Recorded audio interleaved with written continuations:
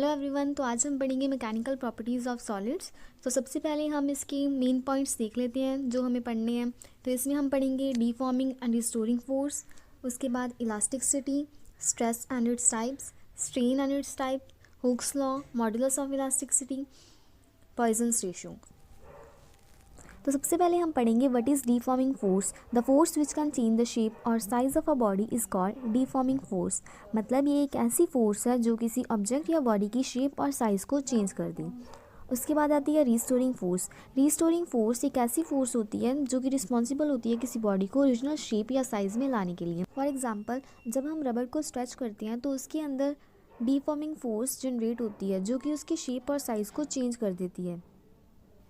और जब हम रबड़ को छोड़ देते हैं तो उसके बीच में एक ऐसी फोर्स होती है जो उसके फिर से ओरिजिनल पोजीशन पे लेकर आती है। और ये जो रिस्टोरिंग फोर्स होती है ये डायरेक्टली प्रोपोर्शनल होती है उस डिस्टेंस के जितना हम किसी बॉडी को स्ट्रेच करें, एफ प्रोपोर्शनल टू एक्स। और इसमें यहाँ पे नेगेटिव साइन होता है। ये जो नेगेटिव साइन होता है ये रिप्रेजेंट करता है कि जो ये रिस्टोरिंग फोर्स है ये ऑपोजिट है जितना हम डिस्प्लेसमेंट को इंक्रीज़ करें। प्रोपोर्शनैलिटी के साइन को हटाने के लिए हम के कांस्टेंट लगा लेते हैं। सो इससे हमें के की वैल्यू मिल जाती है जो कि होती है एफ अपॉन एक्स, जिसकी यूनिट होती है न्यूटन पर मीटर। और जो सीजीएस सिस्टम में जिसकी वही यूनिट हो जाती है डाइन पर सेंटीमीटर। और स्प्रिंग कांस्टेंट की डायमेंशंस हम इसके फॉर्मूले से निकाल लेंगे। हमारे पास है एफ इज अपॉन के एक्स। हम स्प्रिंग कांस्टेंट की यूनिट्स निकाल सकते हैं उसके फॉर्मूला से। हमारे पास है फोर्स अपॉन डिस्टेंस। तो हमें फोर्स की डायमेंशंस पता है m1 l1 t-2। हमें x की पता है डिस्टेंस l1, सो ये l से l कट हो जाएगा। सो इसकी डायमेंशंस आ जाएंगी m1 l0 t-2।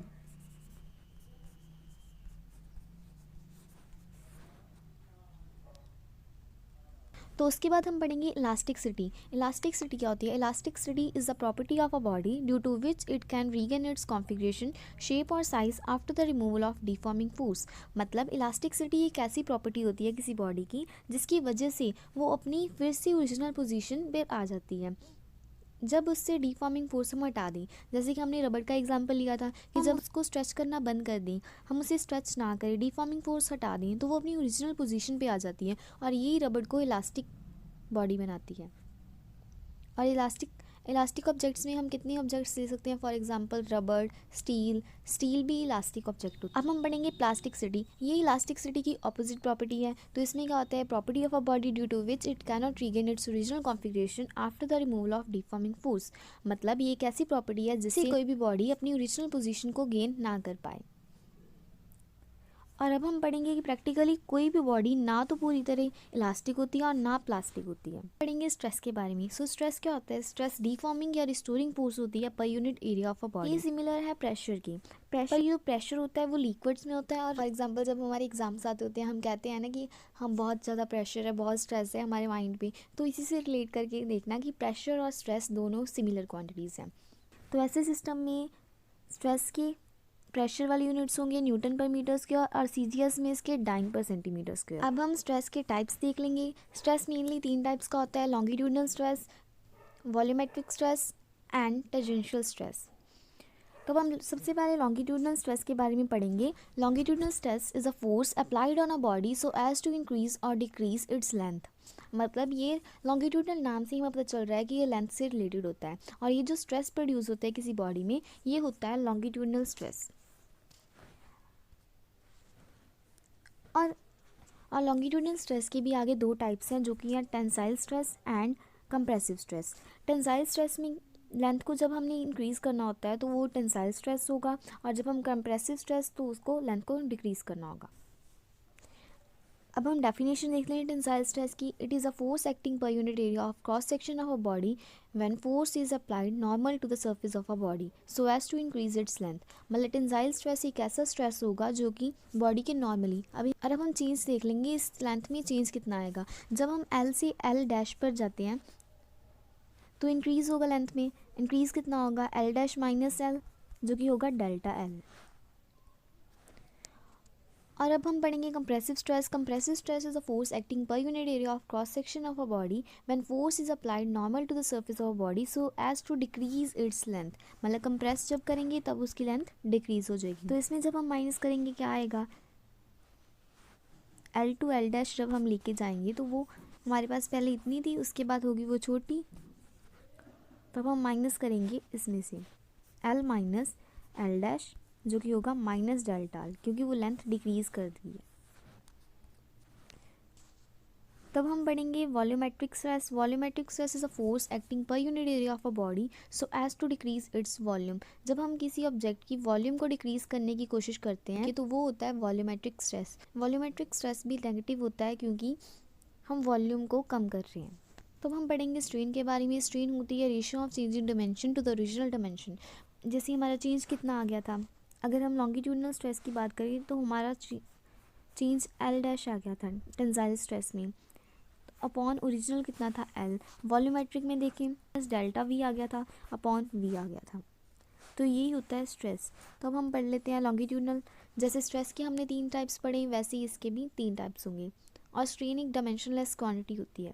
सबसे पहले पढ़ेंगे लॉन्गिट्यूडनल स्ट्रेन। नाम से ही समझ आ रहा है कि ratio of change in length to the original length, मतलब कि जितना चेंज लेंथ में आया है अपॉन ओरिजिनल कर देंगे तो हमारे पास लॉन्गिट्यूडनल स्ट्रेन आ जाएगा। वैसे ही volumetric strain ratio of change in volume to the original volume.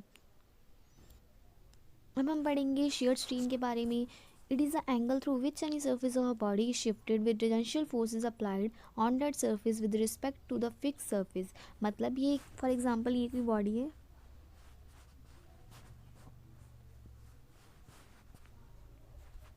इसको हमने इतना सा शिफ्ट कर दिया, बनेगा जिस एंगल से हमने शिफ्ट किया वही होगा shear strain। जैसे हमने पढ़ा लॉन्गिट्यूडनल स्ट्रेस के, तो लॉन्गिट्यूडनल स्ट्रेन की तो कोई यूनिट नहीं होगी, ना वॉल्यूम की होगी, पर क्या इसकी होगी, इसकी होगी, क्योंकि इट इज़ एंगल और एंगल की यूनिट तो हमें पता ही है वो होती है रेडियन। अब हम पढ़ेंगे हुक्स लॉ के बारे में। According to Hooke's law strain is directly proportional to stress और we can say vice versa. मतलब हुक्स लॉ हमें ये कहता है कि जो स्ट्रेन होता है वो डायरेक्टली प्रोपोर्शनल होता है स्ट्रेन के। तो अगर हम डायरेक्टली प्रोपोर्शनल कहते हैं मतलब कि जितना ज़्यादा हम स्ट्रेन बढ़ाएंगे उतना ज़्यादा स्ट्रेस बढ़ेगा। अब हम प्रोपोर्शनैलिटी का सिंबल हटाने के लिए हम ई लिख देते हैं, stress is equal to E strain, जहाँ पर ई क्या होता है, ई होता है मॉडुलस ऑफ इलास्टिसिटी। और इसी फॉर्मूले से हमें ई की वैल्यू मिल जाएगी जो कि होगी स्ट्रेस अपॉन स्ट्रेन। और उसके बाद अगर हमें मॉडुलस ऑफ इलास्टिसिटी को डिफाइन करना हो तो हम कह सकते हैं कि it is the ratio of stress and strain. अब हम मॉडुलस ऑफ इलास्टिसिटी के भी 3 टाइप्स पढ़ेंगे जो कि होंगे यंग्स मॉडुलस ऑफ इलास्टिसिटी। तो ये क्या होगा, longitudinal stress upon longitudinal strain, और ये उसका फॉर्मूला आ जाएगा। लॉन्गिट्यूडनल स्ट्रेस तो हमें पता ही है फोर्स अपॉन एरिया होगा, उसी से ये फॉर्मूला आ जाएगा F L upon A delta L. ये यंग्स मॉडुलस ऑफ इलास्टिसिटी का फॉर्मूला आता है। और हमें एक बात का पता होना चाहिए कि जो अगर कोई हमसे पूछे कि स्टील और रबर में से ज़्यादा इलास्टिक कौन होता है तो हमें बताना होगा कि जो स्टील होती है वो रबर से भी ज़्यादा इलास्टिक होती है, क्योंकि उसका यंग मॉडुलस ऑफ इलास्टिसिटी बहुत ज़्यादा होता है। अब हम पढ़ेंगे बल्क मॉडुलस ऑफ इलास्टिसिटी, जिसको हम के से रिप्रेजेंट करते हैं। ये volumetric stress to volumetric strain की रेशियो होती है। तब इस फॉर्मूला में हम वैल्यूज़ को डाल देंगे तो हमारे पास वैल्यू आ जाएगी। हमें वॉल्यूमेट्रिक स्ट्रेस और वॉल्यूमेट्रिक स्ट्रेन की वैल्यूज़ पता है, जब हम इसकी वैल्यूज़ को डाल देंगे तो हमारे पास आ जाएगा formula minus F B upon A delta V. या फिर हम प्रेशर की फॉर्म में भी लिख सकते हैं, इसको pressure minus P V upon delta we होता है। जो बल्क मॉडुलस ऑफ इलास्टिसिटी होता है वो इन्वर्सली प्रोपोर्शनल होता है कंप्रेसिबिलिटी के। और हमें पता है कि जो गैसेस होती हैं वो हाईली कंप्रेसिबल होती हैं। गैसेस हाईली कंप्रेसिबल होने की वजह से उनका बल्क मॉडुलस बहुत कम होता है। और हमें पता है bulk modulus of elasticity inversely proportional compressibility. तो जब हम कहेंगे कि सॉलिड सबसे ज़्यादा लीस्ट कंप्रेसिबल होते हैं, उनको कंप्रेस करना बहुत मुश्किल होता है, तो उनका बल्क मॉडुलस बहुत ज़्यादा होगा। मॉडुलस ऑफ इलास्टिसिटी से कंप्रेसिबिलिटी को डिफाइन कर सकते हैं कि जो compressibility of materials is inversely proportional to bulk modulus of elasticity. और इसी से उसका फॉर्मूला भी आ सकता है 1 अपॉन की, जो कि बल्क मॉडुलस ऑफ इलास्टिसिटी होती है। अब हम पढ़ेंगे शेयर्ड मॉडुलस ऑफ रिजिडिटी, जिसको हम थीटा से रिप्रेजेंट करते हैं, जो होगा shared stress upon shared strain. ये ग्राफ से रिलेटेड 5 मार्क्स का क्वेश्चन होता है, ये अच्छे से कर लेना। अब हम एप्लीकेशंस देखेंगे इसकी, क्या हमारी रियल लाइफ में क्या इसकी एप्लीकेशंस होती हैं। तो हम देखते हैं कि जो ब्रिजेस हमारे आसपास होते हैं वो कभी कभी अनसेफ बता दिए जाते हैं, क्योंकि दो वजह से, क्योंकि elastic after effect and elastic fatigue की वजह से। तो अब हम पढ़ेंगे इलास्टिक आफ्टर इफेक्ट क्या होता है। इसके नाम में मतलब छिपा है कि after effect, elastic after effect मतलब कि कितनी देरी। The delay in regaining original configuration after the removal of deforming force is called elastic after effect. मतलब कितना टाइम लग जाता है किसी भी ऑब्जेक्ट को अपनी ओरिजिनल पोजीशन में आने के लिए जब हम डीफॉर्मिंग फोर्स को हटा देते हैं। और इलास्टिक फैटिग्यू क्या होती है। इलास्टिक फैटिग्यू मतलब कि थकावट। फॉर एग्जांपल जब हम देखते हैं कि रबड़ हम किसी चीज़ पर डाली रखें बहुत देर के लिए, तो उसकी स्ट्रेंथ चली जाती है कि वापस अपनी पोजीशन पे आए। तो इलास्टिक फैटिग्यू वही होता है, the loss in strength of a material due to continuous stress. जब हम स्ट्रेस अप्लाई हो ही जा रहा है तो वो अपनी प्रॉपर्टी को लूज़ कर देता है, अपनी स्ट्रेंथ को लूज़ कर देता है कि वो दोबारा से अपनी ओरिजिनल कॉन्फ़िगरेशन में आए। तो ये होता है इलास्टिक फैटिग्यू। उसके बाद हमारा लास्ट टॉपिक है पॉइजन्स रेशो।